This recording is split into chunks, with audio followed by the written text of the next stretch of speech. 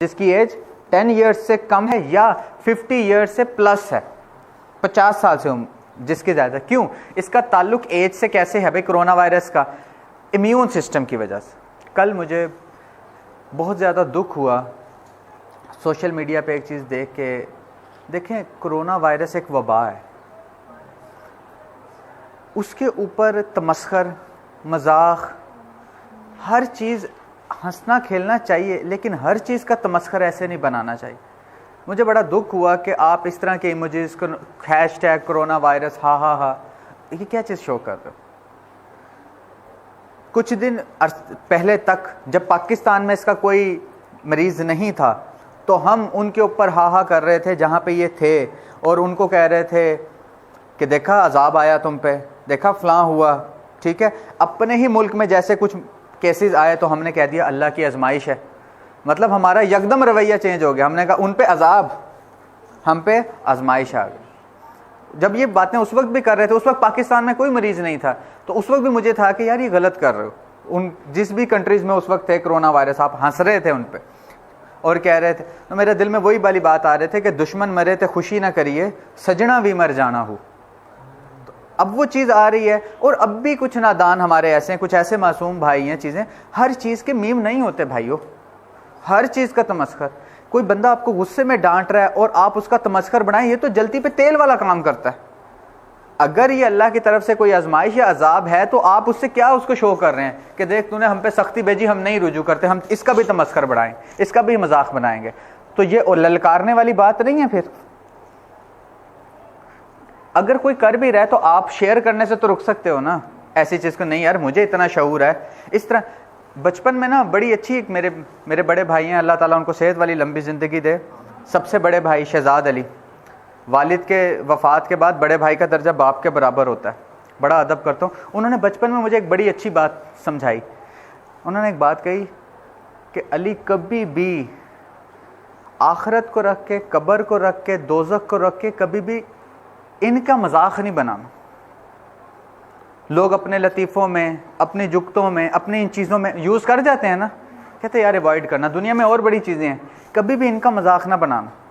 کئی باتیں ہوتی ہیں. یہ کرونا وائرس کی میں بات سے مجھے اپنے بھائی کی وہ بات یاد آئی کہ یار اس نے بچپن میں مجھے سمجھایا تھا کہ ایسے معاملات جن کے اوپر کسی کی آزمائش ہو، کوئی سختی ہو، اللہ تعالیٰ کی طرف سے کوئی پکڑ ہو، اس کو تمسخر نہ بنانا، اس کے اوپر مذاق نہ بنانا کہ تم بے ادبوں میں شمار ہو جاؤ.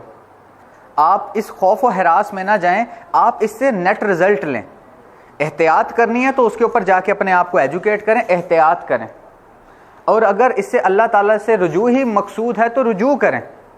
یا اللہ ہاں ہم بھولے ہوئے تھے، ہم اپنے اتنا ہی مغن ہو گئے اپنے کام کاج میں کہ شاید تجھے ہماری ڈور تھوڑی سی کھینچنی پڑی ہے کہ بے بس ہو گئے ہم. قاسم علی شاہ صاحب فرماتے ہیں بے بسی آئیڈیل ٹائم ہوتا توبہ کا. جب آپ بے بس ہو جائیں نا، چاروں کھانے جسے کہتے ہیں چت ہو جائیں، جب آپ کے پاس کوئی آپشن ہی نہ رہے، تو پھر آپ مالک کے پاس چلے جائیں کہ یا اللہ اب میں بے بس ہوں. یہاں انسانیت کیا ہوئی ہے؟ یہ میرے آپ جیسے بندہ ہے نہیں، کوئی تھرڈ کنٹری، کوئی اچھی کنٹری، کوئی ترقی یافتہ، ترقی سے سپر پاور بھی کیا ہے اب بے بس ہو گئی ہے.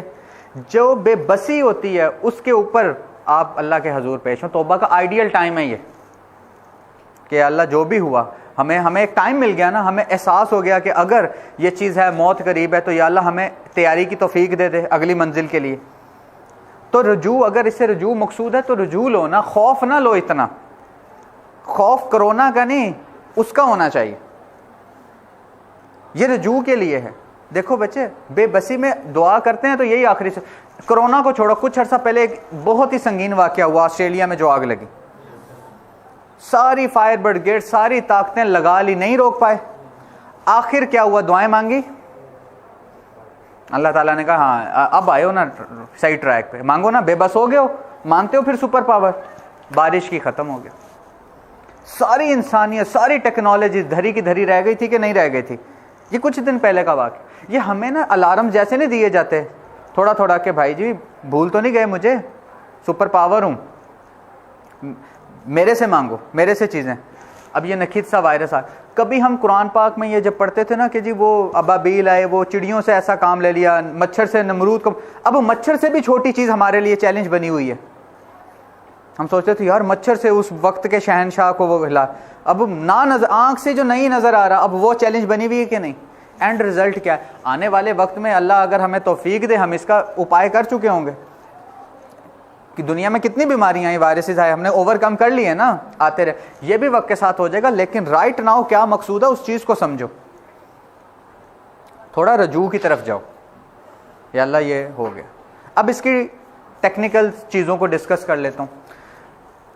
ہم بڑے خوش نصیب ہیں اس لحاظ سے پاکستان کے اندر، پورے ایشیا میں پاکستان وہ ملک ہے جہاں پہ اس کے سب سے کم کیس رجسٹر ہوئے، بہت کم. جس ڈگری کے اندر یہ 25 سے 30 ڈگری 26 ڈگری کے درمیان سروائیو کرتا ہے، آگے آنے والے دن اللہ کرے جیسے دھوپ نکل رہی ہے جو پاکستان کا ہمارا اپنا ٹمپریچر ہے، انشاءاللہ تعالیٰ یہ اس ٹمپریچر میں سروائیو ہی نہیں کر سکے گا.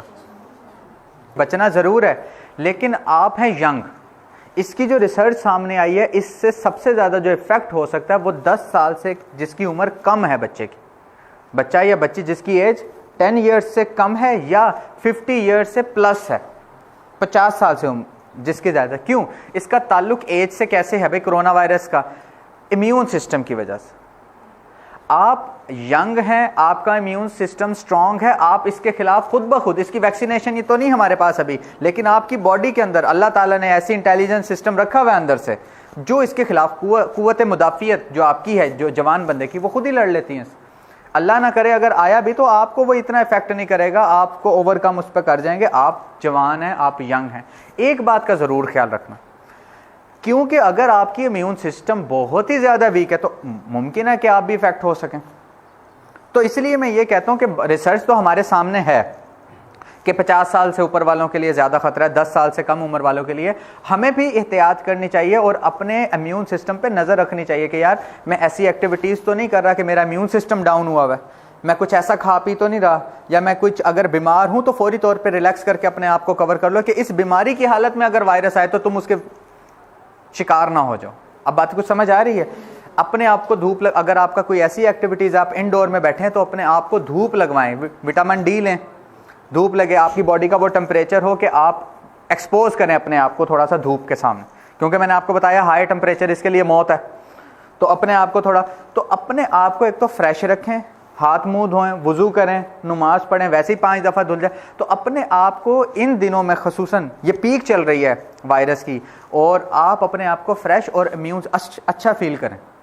لو فیل کریں تو فوری ریسٹ کریں تاکہ تمہارا اندر کا ڈیفینس سسٹم نہ خراب ہو جائے.